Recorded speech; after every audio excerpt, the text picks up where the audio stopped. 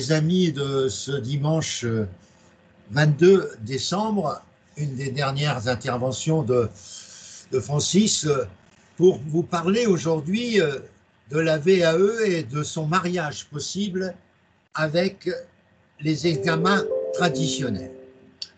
Tout d'abord, j'aimerais rappeler que la VAE, elle est en principe basée particulièrement sur la richesse de vos expériences professionnelles. Et c'est là où j'insiste beaucoup sur vos expériences que vous mettez dans votre livret 1 et les éléments que vous mettez dans le qualificatif de ces expériences. Pour n'importe quel examen de VAE, le problème des candidats, c'est de présenter des expériences professionnelles qui sont en rapport avec les exigences du référentiel. Vous savez que pour un même examen, vous n'avez pas le droit de présenter la même année un examen par la VAE et un examen par le traditionnel. C'est l'un ou l'autre. Ça, c'est une première remarque importante qui vise les trois examens que je vais évoquer ce matin, le DCG, le DSCG et le DEC. Vous avez bien compris qu'on ne peut pas, par exemple, passer en mai une UV ou deux UV de DEC traditionnel. Vous avez fait valider par prudence votre livret 1 de DEC et vous vous dites, bien, je vais présenter ma troisième UV, je vais la présenter au mois d'octobre par la VAE. Vous n'avez pas le droit la même année de passer des examens traditionnels et des examens VAE. C'est l'un ou l'autre. Ça, c'est la première remarque. Mais vous avez le droit de préparer plusieurs examens la même année qui sont différents. J'ai lancé déjà au début de ce trimestre dernier trimestre 2024, j'ai réfléchi et j'ai lancé la première idée d'associer beaucoup de candidats qui sont inscrits en DEC VAE, de les associer à la préparation du DSCG VAE, qui ont l'art et la manière d'avoir des dates totalement différentes. C'est-à-dire, je reprends le processus pour le DEC VAE, le livret 1, et j'insiste beaucoup là-dessus, doit être déposé avant le 31 janvier, et j'insiste auprès de tous ceux qui m'écoutent de présenter et de me contacter si possible pour déposer votre livret 1 le plus rapidement possible, parce que le jury a 2 mois pour statuer, et certains n'hésitent pas à passer 2 mois pour répondre. Donc ça vous retarde un peu dans votre préparation, même si pour moi, avec mon aval, la présentation du livret 1 ne poserait aucun problème. Ensuite, vous avez en date, dans l'année 2025, pour le DEC et le DSCG, vous avez une date qui est la même. L'une, c'est pour le dépôt du livret 1 du DSCG, qui est le 31 mai 2025.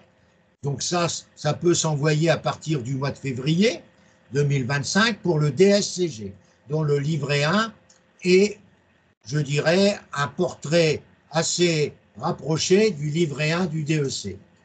Par contre, le 31 mai, c'est le dépôt du livret 2, qui est le livret le plus important pour le DEC. Nous poursuivons les dates. Nous avons ensuite un examen qui est important en date, c'est l'examen du 31 août 2025 pour le dépôt du livret 2 du DSCG. Donc, vous voyez-vous, en date, ça me donne l'occasion pendant le mois de juillet-août de peaufiner avec vous par la visioconférence, de travailler avec vous la préparation du livret 2 et du nombre d'UV que vous préparez, puisque certains d'entre vous ont peut-être déjà validé des UV par le traditionnel, UV1 par exemple, UV2 ou UV3, ou alors déjà par la VAE. Donc en conséquence, vous avez la possibilité de poursuivre le parcours DSCG ou de le commencer totalement pour les 7 UV que je vais bien sûr vous préparer. Ça, c'est pour le DSCG. Les épreuves de l'exposé dans l'année 2025 ont lieu la semaine qui suit la date du congrès des experts comptables pour le DEC. Et pour le DSCG, selon les académies, mais c'est à peu près les mêmes dates, c'est la 2e semaine de novembre de l'année 2025, à peu près, hein, ça peut changer, mais vous savez que pour le DEC, il n'y a qu'un seul endroit, c'est bien sûr l'endroit d'Arcueil, ou alors pour nos amis d'outre-mer, France outre-mer, il est évident qu'ils passent leur exposé, ils peuvent venir à Paris, mais ils ont la possibilité de passer cet exposé à distance. Ensuite, vous avez, bien sûr, pour le DSCG, les exposés qui ont lieu selon l'académie rattachée. Si vous êtes en France et que vous habitez, bien sûr, la région Hauts-de-France, vous passerez votre épreuve de DSCG VAE, vous la passerez dans l'académie de Lille ou d'Amiens, éventuellement dans une de ces 2 académies. Il n'y a pas de problème si vous êtes à Rennes, à Nancy, etc. Mais pour nos amis qui viennent de l'étranger, il y a des répartitions par pays. Par exemple, le Bénin ou la Côte d'Ivoire sont rattachés, je dis un exemple, de toute façon vous aurez toutes les informations, sont rattachés à Rennes ou à Nantes et viendront passer leur épreuve à Rennes ou à Nantes au rectorat de ces, ou alors à un endroit fixé par les académies.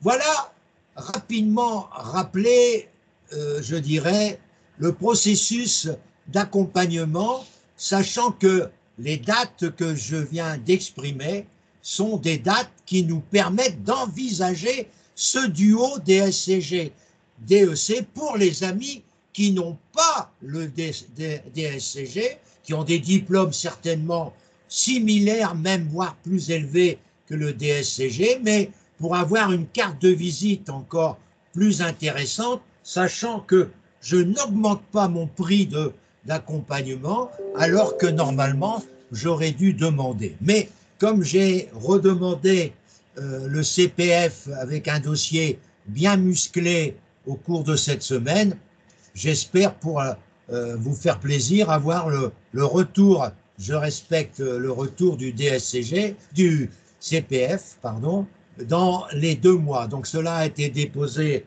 mercredi dernier. Donc vous imaginez 2 mois, mais j'espère à travers tout le dossier ô combien renforcé que j'ai envoyé, bien j'espère avoir des réponses positives, ce qui permettrait à beaucoup d'entre vous d'être totalement rassurés pour nos amis français ou ceux qui travaillent sur un territoire français. Je rappelle que le CPF donne aussi l'occasion de l'utiliser pour tous les amis même d'origine étrangère qui travaillent sur un territoire français peuvent utiliser le CPF. Alors, c'était donc ça mes propos du début du dernier trimestre 2024. À la demande de certains demandeurs ou certains lecteurs de LinkedIn, là je fais des répétitions, j'ai vu qu'il y en a beaucoup qui me demandaient si je pouvais faire le DCG par la VAE. J'avoue que j'ai fait qu'une fois vraiment un accompagnement DCG pour un couple des Hauts-de-France, ça remonte à plus de 10 ans. Et à l'époque, il y avait, je ne sais pas si maintenant je vais me renseigner, s'il y a des notes au DCG, eh bien, il y avait des notes à l'époque, qu'on donnait des notes à ceux qui passaient la VAE. Et j'avais donc un couple qui avait un BTS, mais qui n'avait pas le DCG. Tous les deux, ils avaient un BTS, mais pas le DCG. Eh bien, j'ai fait un exploit cette année-là. Ils ont été admis au DCG tous les deux, et ils étaient à la première place, aux 2 premières places, madame et monsieur deuxième. C'était pour moi une très grande réussite de mon accompagnement. J'ai donc décidé, en cette fin d'année 2024, de proposer également le DCG VAE.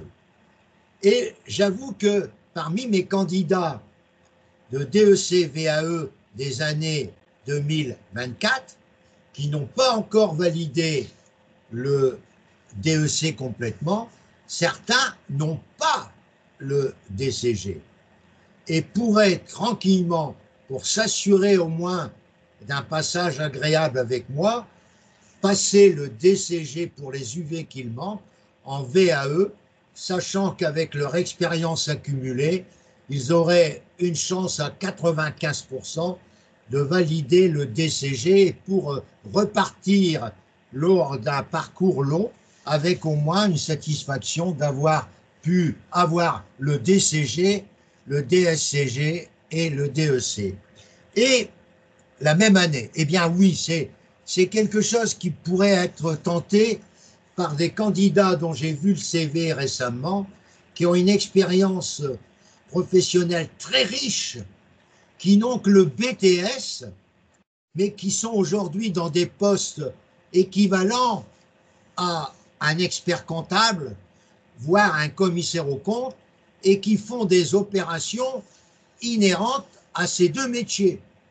Donc cette dame ou ce monsieur, dont je ne vais pas citer les noms, pourrait préparer le DCG, le DSCG et le DEC VAE la même année, sachant que là, il n'y a pas d'interdiction parce que c'est trois examens différents. Et en plus, il y a des dates totalement différentes. Je m'explique. Vous devez présenter un livret 1 recevabilité pour le DCG à votre académie de référence avant le 19 ou 20 janvier 2025. Donc c'est urgent. C'est un livret 1 qui se remplit relativement plus facilement que les livrets 1 des DCG, des DSCG ou des DEC. Mais c'est un document qui est, à mes yeux, un CV amélioré, mais qui va beaucoup plus vite à remplir pour le DCG au niveau académique. Et par contre, le livret 2 est à déposer, et là, il faut faire vinaigre, parce qu'il y a quand même 13 épreuves à préparer pour le DCG, c'est à préparer pour le 20 février.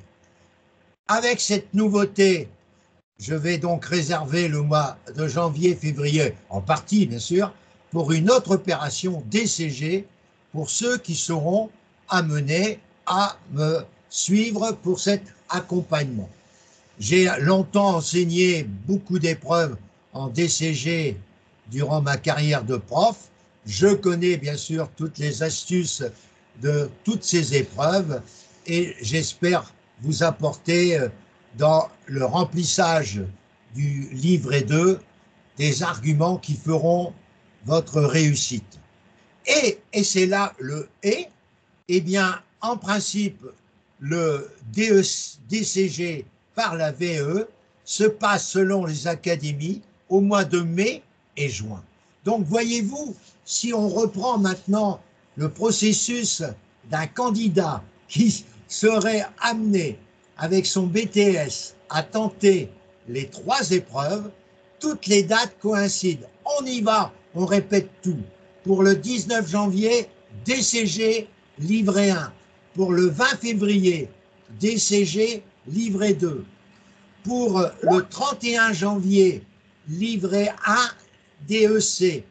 Pour le 31 mai, livret 2, DEC, livret 1, DSCG. Le 31 août, on aura le livret 2 DSCG. Au niveau des épreuves, rien ne se bouscule. Mai-juin pour l'exposé du DCG en académie ou à Paris pour beaucoup de personnes qui viennent de l'étranger et qui pour beaucoup de pays sont rattachés directement à Paris. Et ensuite, il y aura donc exposé en mai-juin pour le DCG-VAE, ensuite exposé DEC en octobre pour DEC en octobre pour les DEC comme notre ami Herman qui vient de nous rejoindre, et il y aura le DSCG-VAE la deuxième semaine de novembre, troisième semaine d'octobre pour le DEC et deuxième semaine de novembre pour le DSCG. Ce qui nous amène à dire que pour la VAE, les trois examens peuvent être tentés pour des gens qui n'ont pas le DCG complet, qui n'ont pas le DSCG complet et qui n'ont pas le DEC, mais qui ont des expériences professionnelles jugées valides pour les examens des livrets 1, des 3 diplômes qui ont été validés, et le candidat a toute l'année 2025 pour tenter ce trio qui serait pour moi un trio exceptionnel de réussite pour un même candidat de passer 3 examens. Alors voyez-vous, à travers ce que je dis, la rapidité avec laquelle la VAE peut vous permettre, par la richesse de vos compétences, de vous faire gagner un temps absolument exceptionnel par rapport aux examens traditionnels. Alors c'est là où je vais maintenant parler du mariage du traditionnel et de la VAE. Je vais prendre mes 3 promotions précédentes, c'est 2021, 2022, 2023. Je n'ai pas les résultats 2024, vous comprenez que je ne vais pas en parler maintenant. Mais je reprends les parcours de mes 2021, 2022, 2023. Un certain nombre de candidats, 3, pas beaucoup vous me direz, mais par rapport au pourcentage de réussite, 3 ont tout validé le DEC. À l'époque 2021, 2022, 2023, je ne faisais que le DEC. Et jusqu'en 2024, je faisais que le DEC. J'ai donc élargi mon territoire d'accompagnement au DSCG et au DCG. Je pensais que c'était absolument insurmontable, mais comme je suis vraiment un farouche partisan de la VAE, j'ai considéré que je pouvais assumer ces 3 préparations. Alors, parmi ces candidats DEC, VAE 2021, 2022, 2023, un certain nombre, aujourd'hui autour d'une vingtaine de candidats, ont validé des UV 1, 2, voire 3. Et l'UV1, l'UV2, l'UV3. Je sais que ce n'est pas comme ça qu'on les appelle, mais pour moi, c'est des UV comme les autres, et je les appelle des UV. Eh bien, ces candidats ont été invités au DEC, pas forcément au DSCG, ont été invités au DEC à passer les UV non validés par le traditionnel. Actuellement, j'ai 16 candidats sur les 3 années qui sont experts comptables, dont 3 du premier coup, mais 13 qui ont passé à la fois une partie de l'exposé DEC-VAE complet pour les 3 UV, et ils n'ont validé que 2 UV ou une UV. Et ils ont passé les autres UV à la demande du jury par le traditionnel.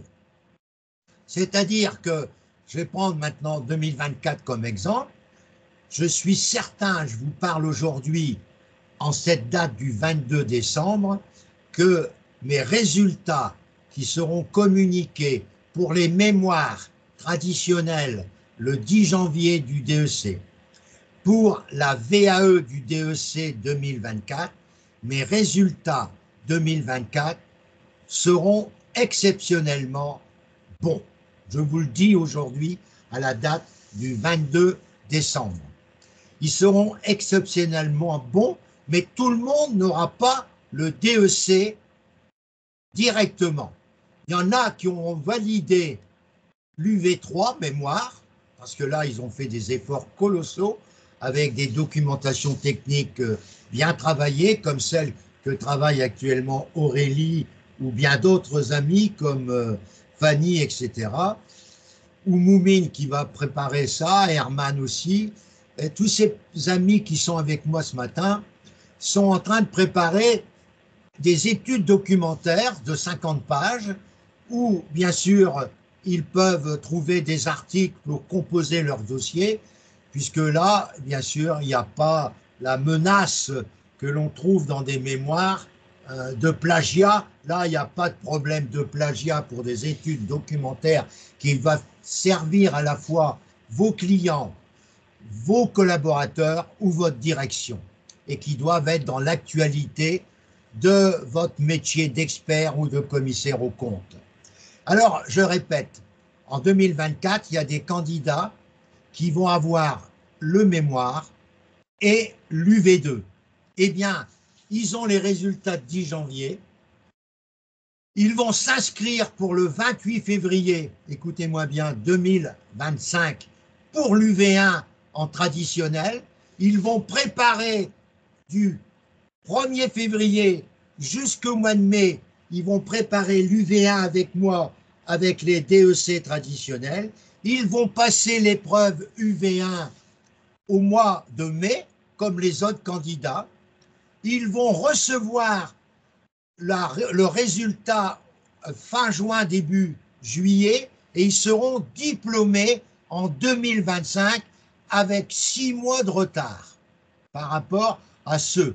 Il y a d'autres candidats qui auront validé en 2024 tout, bien sûr, ils seront plus nombreux que d'habitude, et il y en a qui auront validé UV1 et UV2, mais pas l'UV3. Alors là, comment ça va se passer? Eh bien, ils vont devoir présenter une notice pour mai 2025.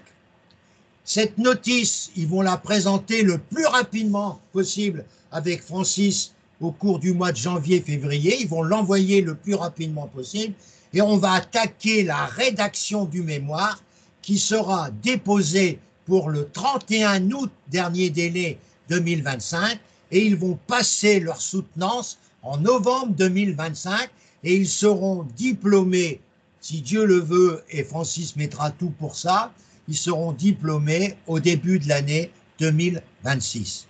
Voilà comment on peut associer le DEC VAE et le DEC traditionnel.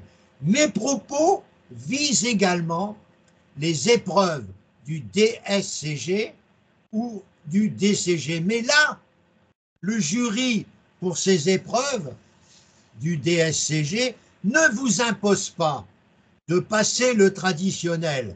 Je prends un exemple, vous avez passé le DCG, vous avez validé 8 UV sur 13. Les 5 seront possibles d'être préparés l'année suivante, soit en traditionnel, soit en VAE. Même chose pour les DSCG, vous serez amené à les présenter soit en traditionnel, soit en VAE. Donc, par contre, pour le DEC, le jury vous oriente automatiquement vers le traditionnel. Donc, tout ça sera le moyen de préciser le rapport, le mariage entre le DEC VAE, le DSCG VAE, le DCG VAE et les examens traditionnels. Je répète une chose qui est hyper importante pour vous. Quand vous validez une IV, que ce soit par la VAE, en DCG, en DSCG ou en DEC, cette UV que vous avez validée ou ces UV sont valables à vie. Vous n'avez pas, comme l'examen traditionnel, un délai à respecter pour conserver votre validité d'UV.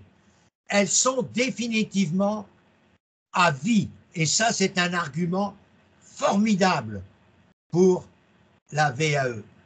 Vous imaginez le candidat, dont je n'ai pas cité le nom, qui m'a paru tellement riche en expérience que je l'ai convaincu de passer les 3 examens.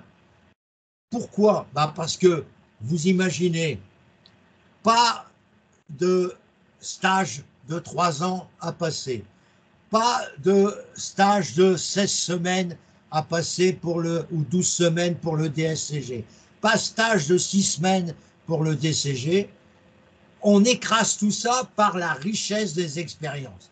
Alors que le traditionnel vise à mesurer vos connaissances à un instant T, j'ai bien dit vos connaissances à un instant T, la VAE valide vos compétences accumulées, acquises de manière permanente par les nombres d'exercices ou d'années de travail.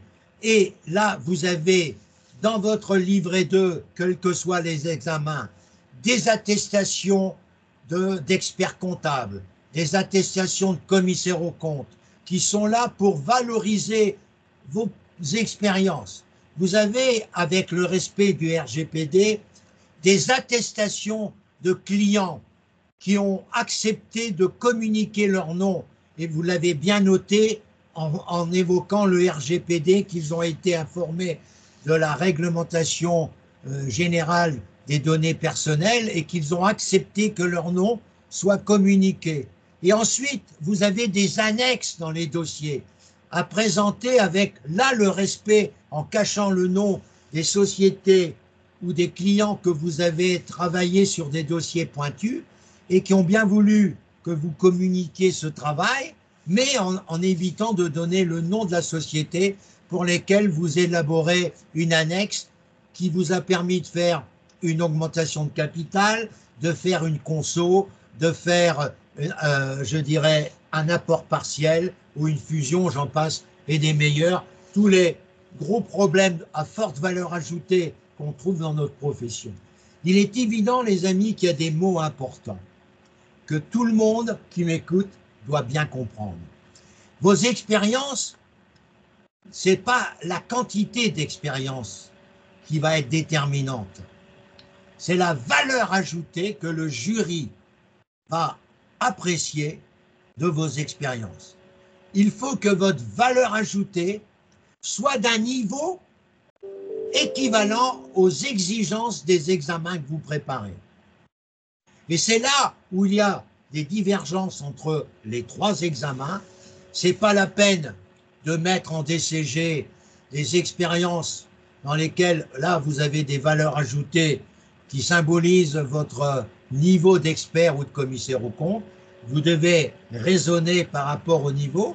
Donc, il y aura forcément, pour les 3 livrets 2 que vous pourriez préparer la même année, il y aura des annexes et des attestations communes, forcément. Mais il y aura des annexes à forte valeur ajoutée, soit pour le DSCG, soit pour le DEC, qui seront beaucoup plus en rapport avec l'examen que vous préparez. Donc, sur le plan de l'année 2025, pour ceux qui, à travers mes propos, semblent correspondre aux 3 examens, il est évident que l'année 2025 doit se faire en accord avec la famille, parce qu'il est évident que vous allez être sur le qui-vive du mois de janvier jusqu'au mois de novembre, sans arrêt. Il est évident que là aussi, un travail comme ça, ça bouscule la famille. Alors, avant de vous précipiter sur ces 3 examens, il faut bien réfléchir pour ne pas détruire l'équilibre à la fois du papa et de la maman que vous êtes et qui doivent conserver autour de ces enfants adorés le minimum de présence. Et c'est là où on a quelquefois des difficultés dans la préparation des examens, sans prédire les mauvaises choses. Depuis que je fais le DEC à la fois traditionnel et VAE, j'ai quand même depuis 2008 vécu 4 divorces. Vous imaginez, et je ne connais pas toute l'histoire de ces couples, hein, mais il y avait beaucoup de raisons où le papa ou la maman n'était pas disponible parce qu'elle préparait son mémoire, elle préparait ses examens. Alors méfiez-vous, veillez à un équilibre entre votre vie privée et votre vie personnelle. Le bien-être dont on parle beaucoup, et le respect de la vie privée, ça c'est la génération Z, et vous êtes pour beaucoup de la génération X, Y et Z, vous êtes Y et Z pour une grande majorité d'entre vous, et je sais que la vie personnelle doit être respectée. Alors, avant de vous lancer dans cette longue opération qui pourrait bien sûr être un exploit professionnel énorme, eh bien, je vous demande de bien réfléchir à bien conserver cet équilibre. J'en ai donc terminé de mon exposé et je vous demande de ne pas donner votre nom, mais simplement votre prénom, si vous avez des questions, sachant que cette vidéo va être, je dirais, diffusée sur un réseau social. Alors, je voudrais, est-ce qu'il y a des questions, les amis, à me poser par rapport à ce que vous avez attendu? Est-ce que vous avez donc des précisions à demander? J'ai essayé d'expliquer que les dates nous permettaient facilement de pouvoir faire face à ces 3 examens par la VAE. Hein, ça, c'est évident, mais vous pouvez passer le DCG traditionnel et passer le DSCG la même année en VAE. Voilà un exemple. Mais vous n'êtes pas obligé de passer tout par la VAE. Mais là, le travail sera encore plus impressionnant à accomplir parce que là, le mois de mai, vous serez presque 10 jours dans des salles d'examen, ce qui n'est pas, à mes yeux, la meilleure des méthodes pour des gens qui ont une expérience largement suffisante pour rester dans la VAE complètement pour les 3 diplômes. Voilà. Je vous écoute s'il y a des questions.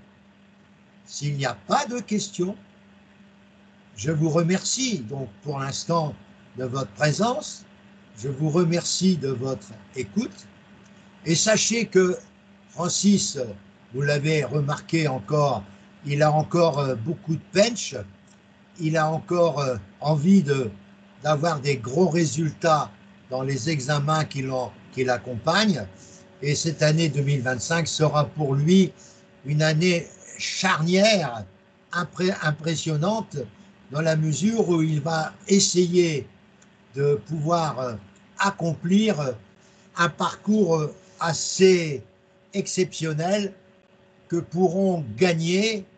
C'est un marathon là pour l'année 2025 pour les candidats qui m'écoutent. Mais je rappelle aussi que pour les candidats des années précédentes qui n'auraient pas validé, puisqu'il y en a qui ont abandonné en parcours, qui n'auraient pas validé et qui peuvent également revenir vers moi pour terminer leur parcours. Parce que certains qui n'ont pas tout validé du DEC, ils ont eu le livret 1, mais ils n'ont pas été suffisamment, je dirais, agréables devant le jury et ils n'ont rien validé. Et puis ils ont abandonné pour des raisons diverses et multiples. Eh bien, il est possible pour eux de revenir vers Francis, mais rapidement, pour terminer le DCG, faire le DSCG et pourquoi pas de refaire une demande de livret 1, puisque pour certains d'entre vous, vous l'aurez perdu. Donc, pour certains des années précédentes, je souhaite que vous puissiez revenir vers moi à des conditions favorables que je vous proposerai pour tenter de repartir sur un parcours autour duquel vous avez renforcé vos compétences depuis 2-3 ans et pour lesquels vous constatez que vous n'avez pas le DCG complet, vous n'avez pas le DSCG du tout et que vous pourriez tenter avec moi de présenter ces 3 examens ou 2 cette année et 1 l'année suivante. Mais n'oubliez pas les dates respectives que je vous rappelle pour terminer mon exposé. 19 janvier, livret 1 du DCG. 31 janvier, livret 1 du DEC. 28 février, livret 2 du DCG. 31 mai, livret 1 du DSCG. 31 mai, livret 2 du DEC. Au mois de mai, exposé DCG. Au mois d'octobre, la semaine qui suit le congrès, exposé DEC à Arcueil ou dans le rectorat outre-mer pour nos amis étrangers ou français qui vivent sur un territoire français d'outre-mer, mais possibilité sur leur demande, comme certains réunionnais cette année, sont venus à Paris. Un certain nombre sont venus à Paris.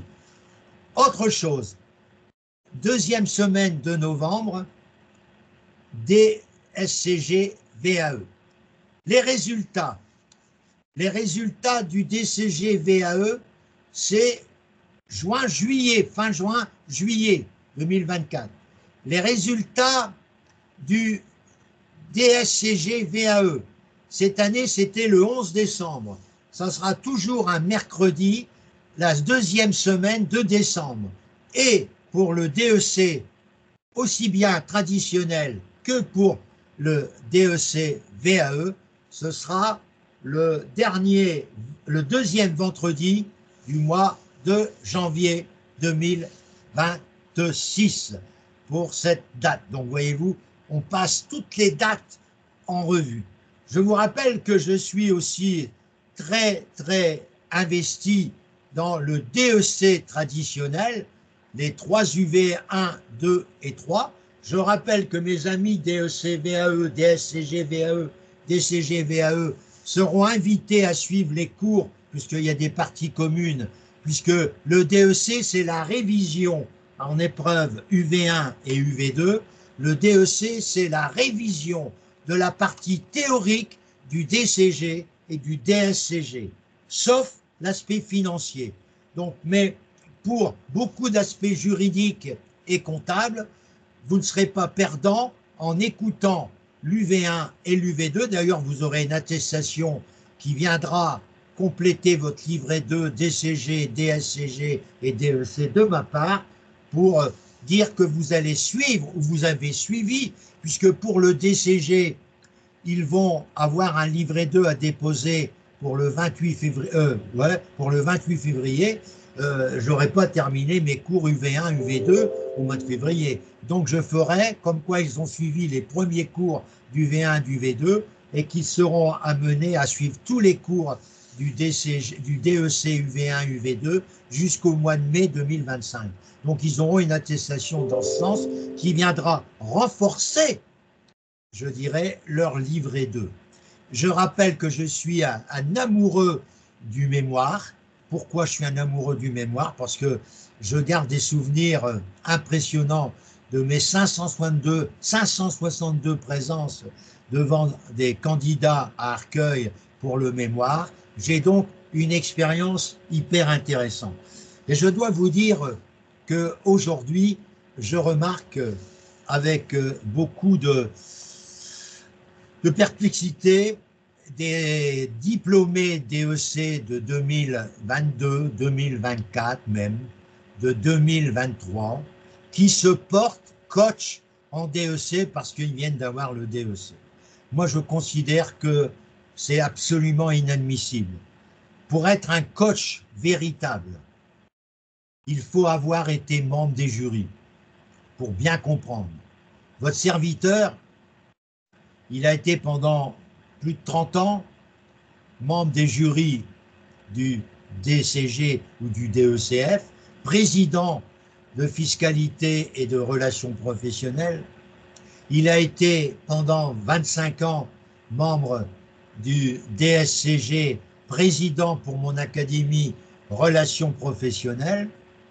J'ai été pendant 25 ans membre du jury DEC et j'ai fait passer 562 mémoires et c'est moi qui avais corrigé le plus de copies UV2, c'est-à-dire révision légale, puisque je faisais, en dehors de mes copies initiales, je faisais la 3e correction.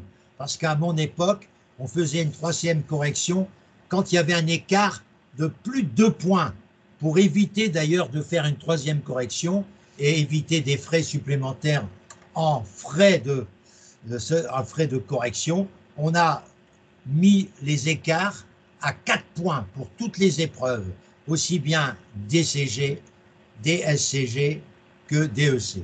L'avantage du DCG traditionnel, que je ne fais pas, je ne fais pas le DEC traditionnel, ni le DSCG traditionnel, là ça me donnerait trop de boulot, parce que la plupart de ces travaux DCG se font sur place.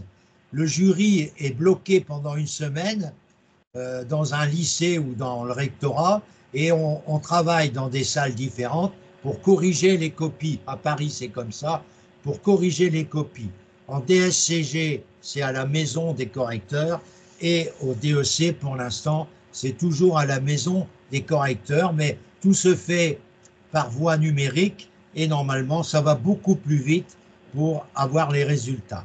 J'en ai donc terminé en disant que je reste disponible pour le DEC traditionnel, pour le DEC VAE, pour le DSCG VAE, et aujourd'hui, j'ajoute le DCG VAE. J'avoue que c'est un travail énorme qui m'attend, mais vous savez, comme disait Confucius, quand vous aimez ce que vous faites, ce n'est plus un travail. Et pour moi, ce que je fais avec vous ce matin, ce n'est pas un travail, c'est un grand bonheur de pouvoir vous transmettre ma passion, mon enthousiasme pour la réussite à vos examens. Et j'ai la chance d'avoir ce matin des gens qui ont bien voulu être présents malgré tout l'environnement familial qui vous incite à être en train de préparer les belles soirées du 24 et du 31. Mais je vous souhaite à tous de passer de joyeuses fêtes, de passer une année 2025 exceptionnelle. Exceptionnelle, et je laisse à votre discrétion la possibilité de venir me rejoindre. Je vous rappelle mon adresse courriel que vous avez sur LinkedIn, mais c'est francis.tison@outlook.fr, ou alors une autre, j'en ai plusieurs, c'est dft-formation@gmail.com. Je vous donne aussi mon téléphone WhatsApp, c'est 33 6 80 30 97 64, et je reste à votre entière disposition. Et sachez que j'attends pas 15 jours à principe pour vous répondre. Si vous m'appelez par téléphone et que j'écoute votre message, je rappelle le même jour, en vous souhaitant une très bonne fin d'année, passez de bons moments en famille, mais surtout, dites 2025 sera une année formidable pour obtenir la réussite à mes examens. À très très bientôt, et merci de votre écoute.